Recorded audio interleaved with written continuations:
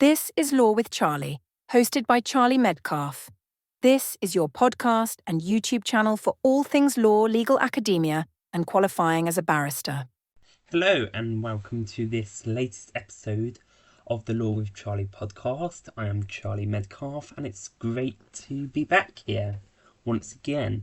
And in this episode I'm really going to be introducing you to family law now as part of my revision series essentially.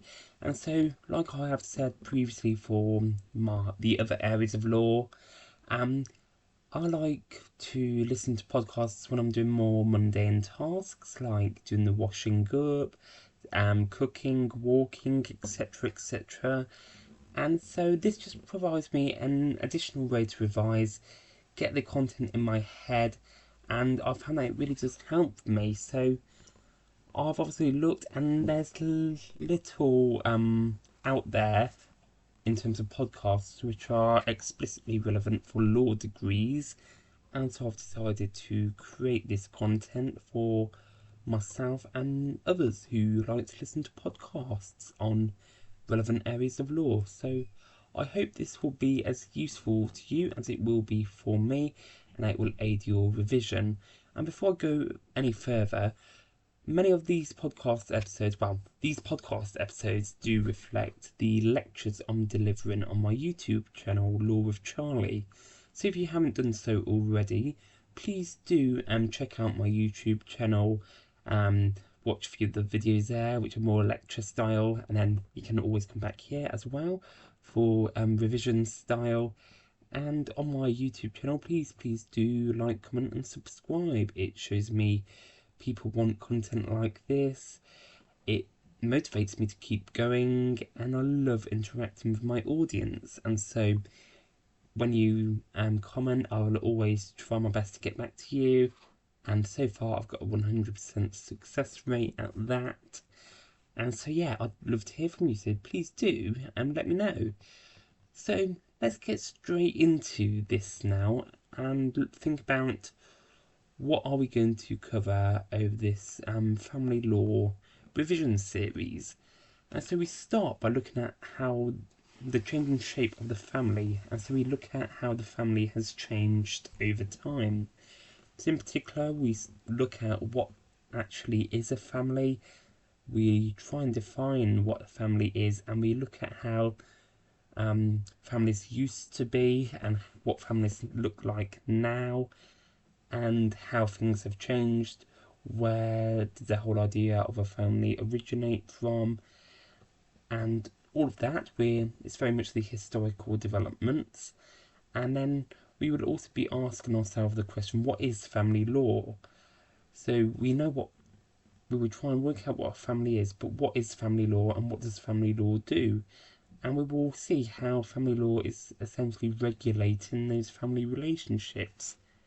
And then, once we've looked at what family law is, we look at some of the sources of family law and family law trends. So in particular, we look at international law, which is relevant to family law. So in particular, the European Convention on Human Rights and the United Nations Convention on Rights for the Child, as well as the various trends. So trends in marriage, civil partnerships, divorces, so how divorces are on the increase, how marriages are on the decrease, transgender rights, etc., etc. And so this is a really rich area, and it really provides some context for the rest of the topic. So if you are an undergraduate law student, or really any law student, the content which we will cover in this topic can be used as part of your critical analysis for any of the other topics as well. And then once we've looked at the changing shape of the family, we then get onto the topic proper by looking at the topic of adult legal relationships. And when we think about adult legal relationships, we will be looking at the various legal relationships which now exist in law. So that includes marriage, as well as a discussion of sexuality, equal marriage, i.e. same-sex marriage, civil partnerships, there's another one, cohabitation, that's it. but we will also look at marriage requirements. So what actually needs to take place for a marriage to be valid in law, and what is the result of not following those marriage requirements, as well as looking at the various ways we can end a marriage, particularly and when these formalities to be married are not followed. So for instance, when a marriage is void, when a marriage is voidable, and so on. And then we will also look at various informal relationships, and so this is really cohabitation really fits under the informal relationships category of this topic. Once we've done that, we move on to the third topic, which is very much I say, this is the topic on financial provision. So when a couple break up, get a divorce, how is the property divided? And this can be property both in terms of tangible items like houses, cars, etc., but also the financial parts of it, especially when children are involved as well.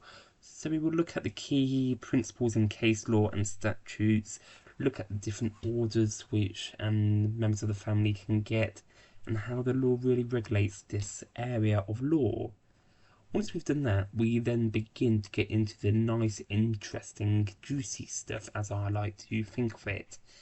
And we start this with domestic abuse. And so we will begin domestic abuse by looking at what actually is domestic abuse. How do you define domestic abuse? What it is, what consists of domestic abuse.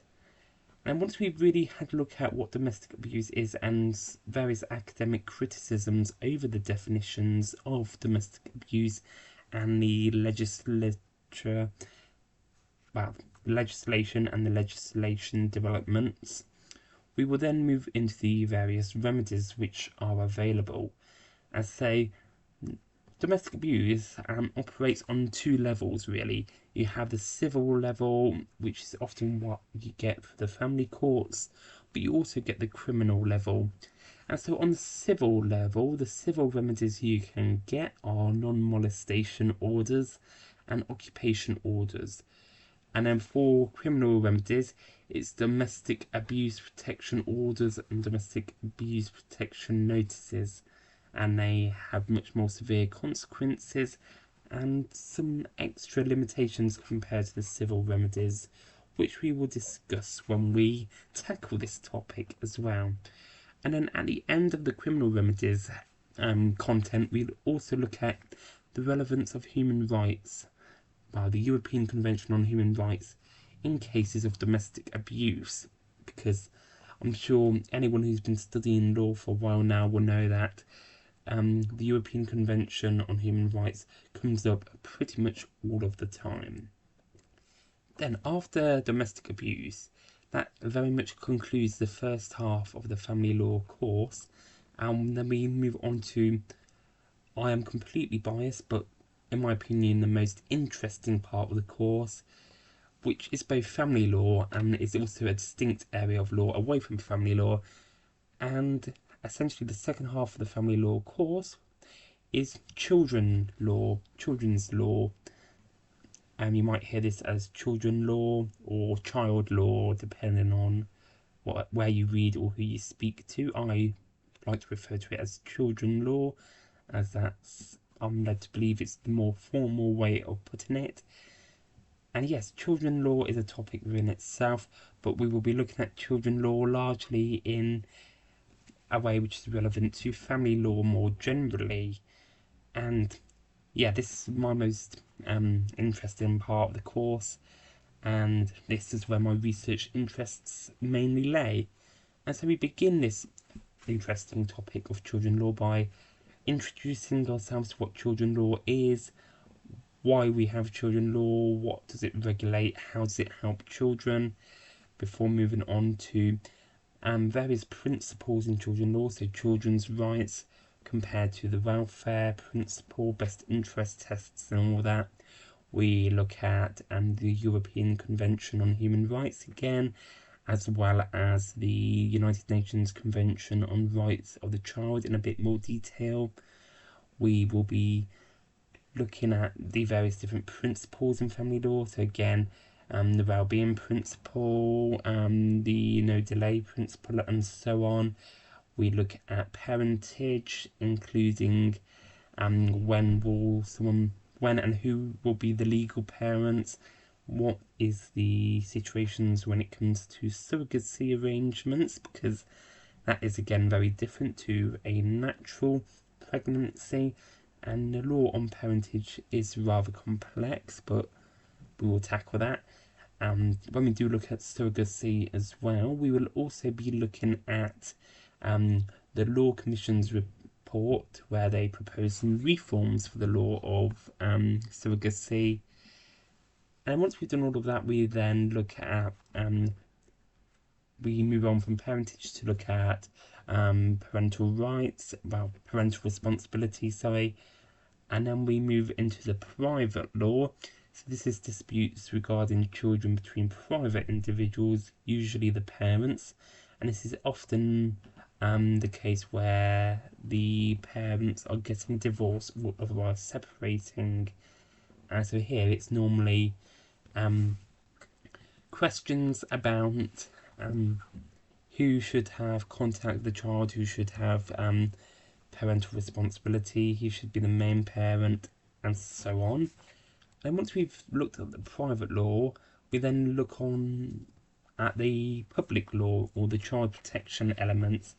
And so the public law, as the name may suggest, is when we are looking at cases involving children, but where the local authority or other public authority are involved. And so this is usually where the local authority are of the opinion that the child is at risk in their family home, and so they will try and take the child into care in most circumstances. And this is often as well where CAFCAS get involved, special guardians, etc., which is all interesting stuff, which we will be discussing when we get to this fascinating area. But yeah, it's essentially where there's a dispute between parents and the local authority about where their child should be because of concerns about the child's safety. And I think in many situations when a public authority is involved, it appears that the courts often favour the public authority. So that will be an interesting area of law to evaluate. Then finally, once we have covered all of that, we then look at the law of adoption, the process of adoption, and the various problems with the adoption system. And so again, another fascinating area of law which I can't wait to cover with you. But that essentially now concludes this episode. So I really do hope you have enjoyed this podcast so far, and that you look forward to my next family law revision podcast episode as much as I do. In the meantime, please do have a listen to my other podcast episodes and even my YouTube videos. They're all really beneficial to law students or anyone who's interested in the law. I am really passionate about public legal education, as the plan is to make loads of my content as public and friendly as possible for those who do not have much knowledge around the law. Please do follow this podcast so you get notified about upcoming episodes. Please do rate this podcast. That's always very much appreciated. It shows me that people like this content. It shows me there's a demand, and it also helps more people find my content as well. And also do please leave a comment. I love to interact with my audience, and so please do say hello or ask any questions, and I always try my best to respond to every comment, and so far I have a 100% success rate. And finally, go to my YouTube channel and press the subscription button. So make sure you subscribe to me, like my videos, and even drop me some comments, because yet again, I love interacting with you.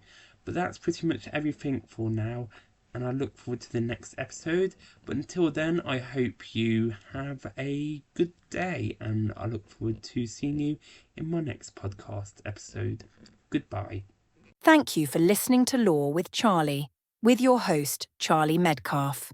Please do ensure that you leave a comment below either to just say hello or ask a question. And please like, subscribe, and leave a review for more content like this. See you next time.